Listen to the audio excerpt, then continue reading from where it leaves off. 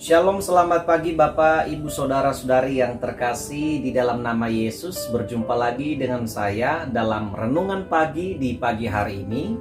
Kita bersyukur kita masih diberi kesempatan oleh Tuhan Yesus, boleh dan masih bisa kita mendengarkan bersama-sama renungan hari ini. Mari buka hatimu saudara-saudara, mari buka seluruh kehidupanmu untuk menerima firman Tuhan sebagai panduan kita satu hari ini. Kita bersatu di dalam doa.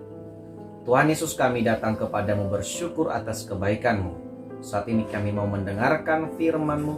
Kami ingin merenungkan sebagian firman-Mu. Tuntun kami ya Roh Kudus agar kami memahami firman-Mu dan kami mampu melakukannya. Demi nama Tuhan Yesus Kristus kami sudah berdoa. Amin. Bapak Ibu Saudara yang terkasih, firman Tuhan kepada kita di pagi hari ini kita baca di dalam Injil Markus pasal 10 ayat 28 sampai 31. Saya akan baca kepada kita semuanya. Firman Tuhan berbunyi, upah mengikut Yesus. Berkatalah Petrus kepada Yesus, kami ini telah meninggalkan segala sesuatu dan mengikut Engkau. Jawab Yesus, aku berkata kepadamu, sesungguhnya setiap orang yang karena aku dan karena Injil meninggalkan rumahnya, saudaranya laki-laki atau saudaranya perempuan, ibunya atau bapaknya, anak-anaknya atau ladangnya, orang itu sekarang pada masa ini juga akan menerima 100 kali lipat. Akan menerima kembali 100 kali lipat rumah, saudara laki-laki, saudara perempuan, ibu, anak, dan ladang, sekalipun disertai berbagai penganiayaan. Dan pada zaman yang akan datang, ia akan menerima hidup yang kekal. Tetapi banyak orang yang terdahulu akan menjadi yang terakhir, dan yang terakhir akan menjadi yang terdahulu. Amin firman Tuhan saudara. Tema untuk kita renungkan hari ini adalah upah mengikut Yesus. Saya tidak akan ambil tema yang lain, tapi saya mengambil tema yang sama sebagaimana perikop yang ada. Upah mengikut Yesus. Saudara-saudara, ketika saudara ditawari sebuah pekerjaan, ya, suatu hari saudara ditemui oleh seseorang lalu ditawari sebuah pekerjaan. Pertama sekali ketika saudara ditawari sebuah pekerjaan, ada 3 hal yang kita pertanyakan. Pertama, berapa gajinya? Kedua, apa pekerjaannya? Ketiga, berapa lama pekerjaan itu? Ketiga-tiga ini pasti kita akan bertanya kepada orang yang menawari pekerjaan. Ya, gaji misalnya 100.000 satu hari, itu akan menentukan berapa beratnya pekerjaan itu dan berapa lamanya pekerjaan itu. Saudara-saudara, ketika kita sudah memutuskan untuk bekerja, maka yang perlu kita persiapkan adalah perkakas kita. Kita bagian mana? Ya, misalnya kalau kita bekerja di bangunan, ya kita siapkan semua alat-alat bangunan kita sempurna mungkin, selengkap-lengkap mungkin, supaya kita tidak kewalahan ketika bekerja. Ya, jadi ketika kita sudah bekerja, sudah siap pekerjaan kita tinggal memikirkan upah kita berapa biaya kita ketika kita bekerja, dan berapa gaji yang kita dapat. Nah, itu masalah upah Bapak Ibu Saudara. Ya, kita tidak pungkiri bahwa setiap orang yang bekerja pasti yang ia harapkan adalah upah hasil daripada pekerjaan itu. Maka bukan berarti kita bermain-main. Kalau kita bermain-main bekerja, maka pasti orang akan memecat kita. Maka serius saja bekerja, pasti saudara akan terus mendapatkan pekerjaan dan saudara tetap mendapatkan gaji. Nah, bagaimana dengan pekerjaan kita ketika kita berada dalam satu gereja? Istilahnya bukan pekerjaan tapi pelayanan. Apakah upah kita ketika kita ditawari melayani Tuhan di dalam gereja? Apakah kita harus berpikir lagi, berapa gajiku? Nah, berapa lama? Seperti apakah pelayanan itu? Apakah itu yang kita pikirkan? Sebagai manusia ada hal-hal tertentu mungkin kita pikirkan, berapa gajiku per bulan begitu. Tapi fokus kita bukan kepada upahnya, materi. Tapi kita fokus pada pelayanan kita kepada Tuhan Yesus. Sebagai orang percaya, ketika kita sudah memutuskan untuk melayani Tuhan di gereja, yang harus kita fokuskan itu, tujuan utama kita adalah bagaimana pelayanan kita itu menyenangkan hati Tuhan, membawa damai sejahtera bagi semua orang yang menikmati pelayanan kita. Saudara yang terkasih, firman Tuhan di pagi hari ini adalah sebuah pernyataan Petrus kepada Yesus. Ya, Petrus dengan jujur menyatakan bahwa dia dan seluruh murid-murid yang lain, mereka mengikut Yesus dengan tulus, taat, dan meninggalkan segala sesuatu. Apa yang sebenarnya Yesus inginkan, apa yang sebenarnya Petrus mau sampaikan kepada kita di pagi hari ini, bahwa ketika ia memutuskan mengikut Yesus, ia betul-betul totalitasnya ada. Jadi ketika mengikut Yesus harus totalitas, harus sepenuh sungguh-sungguh, tanpa dibatas atau tanpa dipengaruhi oleh hal-hal yang lain. Sehingga Petrus menyatakan kepada Yesus, kami telah meninggalkan segala sesuatu. Apakah yang segala sesuatu ini? Hartanya mungkin dia tinggalkan sementara saja.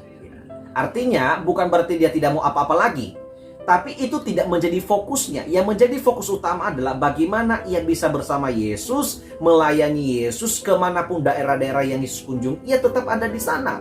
Artinya walaupun Petrus punya keluarga, punya istri, punya anak, punya mertua, punya orang tua, punya harta, punya ternak, tapi itu tidak menjadi fokusnya. Ia percaya Tuhan akan melindungi keluarganya, Tuhan akan menuntun bekerja, walaupun selama kurang lebih 3,5 tahun itu Petrus dan murid-muridnya tidak mendapatkan sepeser pun, kan?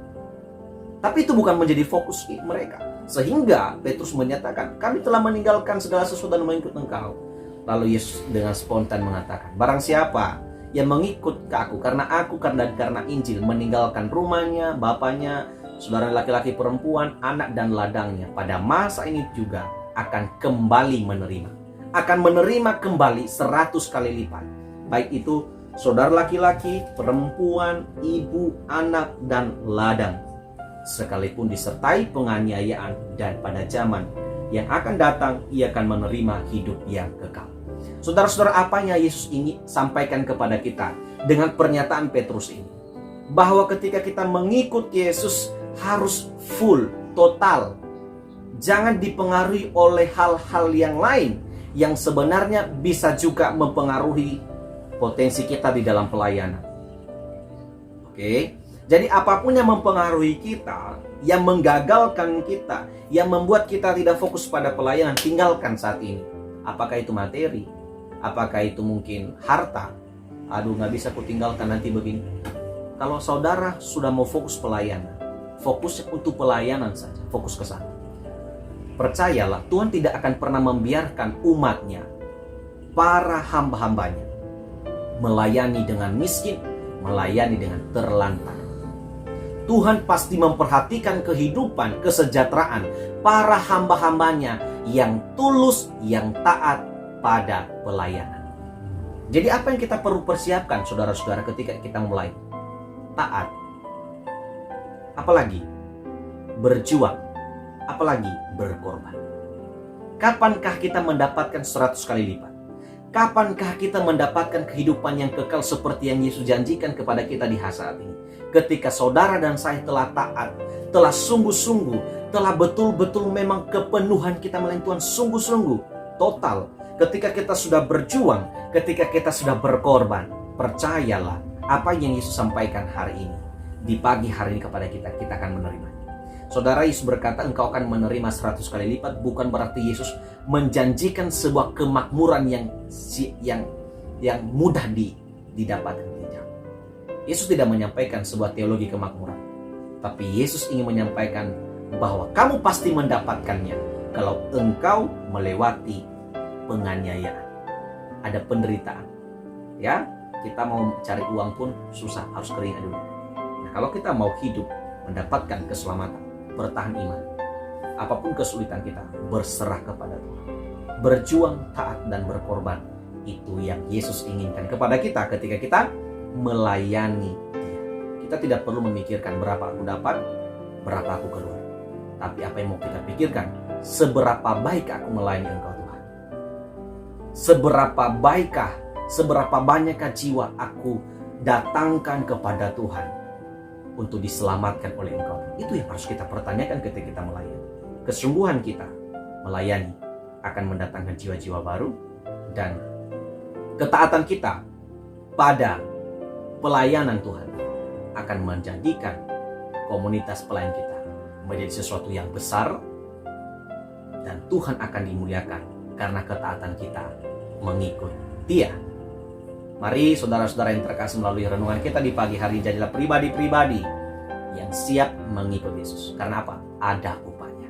Upahnya bukan uang, bukan sebatas uang saja, atau bukan uang, tapi dengan kehidupan kekekalan. Hidup kekal itu yang harus kita cari. Tujuan hidup kita adalah supaya kita diselamatkan, hidup bersama dengan Allah. Dan untuk mendapatkan itu, mari berjuang, mari berkorban, mari taat, ikut Tuhan sekali untuk selama-lamanya. Amin firman Tuhan. Kita bersatu di dalam doa. Bapa di surga, kami bersyukur atas firman. Terima kasih Tuhan Yesus, Engkau telah mengingatkan kami kembali dalam firman Tuhan saat ini, bahwa kami perlu mengikut Engkau, dan ini penting Tuhan. Bagaimanakah kami ketika kami mengikut Engkau sebuah keputusan yang baik, supaya kami terus menjadi kemuliaan bagi Tuhan dan menjadi saksi menjangkau jiwa-jiwa untuk diselamatkan oleh Engkau Tuhan. Ajarlah kami Tuhan menjadi pribadi-pribadi yang siap mengikut Engkau, siap melayani Engkau dimanapun dan kapanpun, dalam situasi apapun, supaya setiap pelayanan kami, ketaatan kami, kesungguhan kami, perjuangan kami, pengorbanan kami di dalam melayani Engkau sungguh-sungguh mendatangkan berkat bagi kami dan memuliakan nama Tuhan. Terima kasih firman-Mu materaikan dalam kehidupan kami Tuhan. Kami serahkan hidup kami hari ini ke dalam tangan Tuhan Yesus. Pagari kami dengan perlindungan dan kesehatan, dan sertai kami sepanjang hari ini ya Tuhan.